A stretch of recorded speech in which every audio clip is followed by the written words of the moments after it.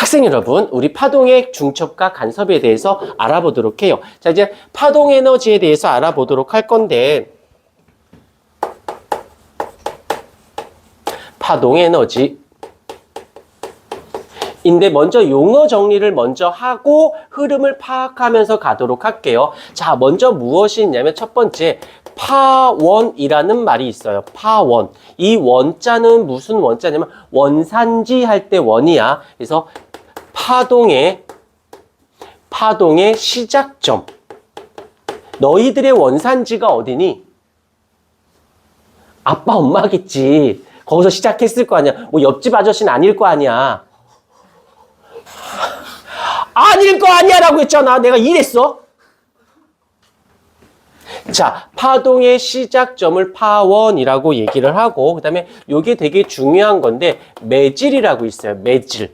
이 매질이라는 것은 파동 에너지를 전달시키는 매개체라는 말을 쓰는데 그냥 편하게 파동 에너지를 전달시켜주는 물질이라고 합니다. 그런데 여기서 중요한 건 끝내지 마시고 그대로 이어가 주셔야 되는 게 요게 들어가 뭐가 있냐면 매질이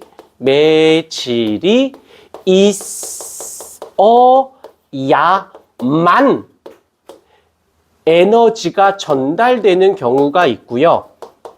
매질이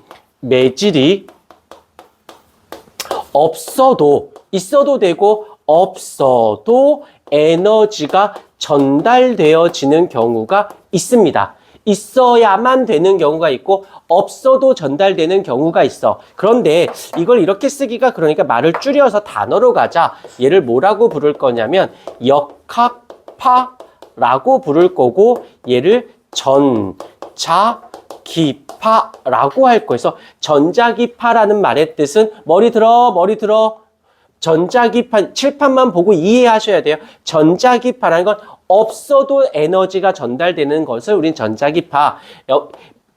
있어야만 에너지가 전달되는 것. 대표적인 이그젬플을 한번 살짝 뜰게요. 빛이 그래요.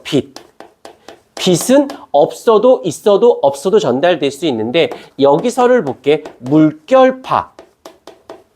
물결파는 뭐야? 물에 의해서 에너지가 전달돼.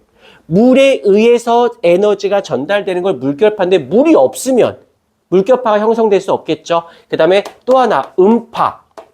그 다음에 지진파는 땅을 통해서 가는 거잖아. 매질이 땅이 없으면 지진파가 있을 수가 없겠죠. 무슨 말 뜻인지 이해가 됐을 것 같아요.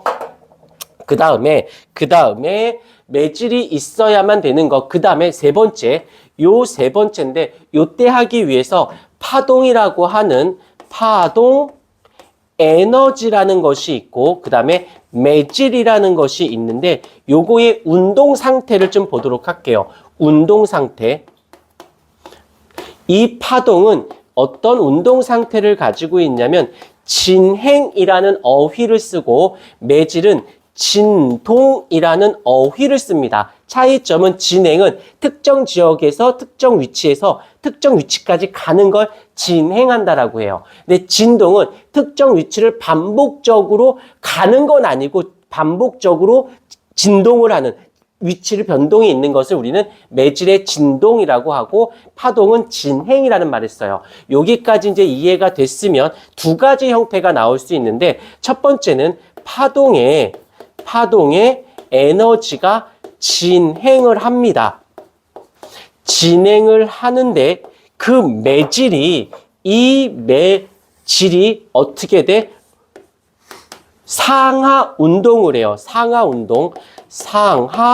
운동을 통해서 어떻게 되냐면 이 진행 방향과 매질의 진동 방향이 어떨 때 수직일 때 이렇게 이 매질의 진동과 에너지의 진행이 수직일 때 요럴 때가 있고 이번에는 파동의 진행 방향이 파동 에너지의 진행이 슝 있는데 매질이 어떻게 이렇게 진동을 합니다. 이렇게 수평이 되게끔 진행을 해요. 별건 아니고 별건 아니고 예를 들자. 내가 이 모니터를 칠 거야. 여기 좀 볼래? 건우야. 머리 떨구지 마. 자, 내가 이 모니터를 칠 거야. 칠 때 내가 얘한테 툭 소리 들리지? 치는 소리가. 그러면 내가 갖고 있던 에너지를 모니터에게 줬기 때문에 이 소리가 나는 거고. 그러면 에너지가 진행을 했지. 나에게서 모니터 쪽으로.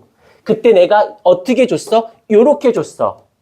내 오른손은 매질이 된 거야. 툭툭 일정 구간을 반복적인 행위를 하면서 둘의 방향이 둘이 어때? 같죠? 그러면 요게 요 모습인 거예요.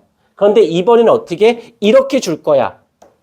그러면 나에게 있던 에너지가 모니터에게 왼손 진행을 했지만 내가 지금 손짓은 어때? 매질이 수직으로 지금 때리고 있죠. 이걸 얘기하는 거라고. 근데 말할 때마다 이렇게 하니까 너무 길어. 좀 줄이자. 이것을 우리는 횡파라고 부를 것이고 얘를 종파라고 부를게요.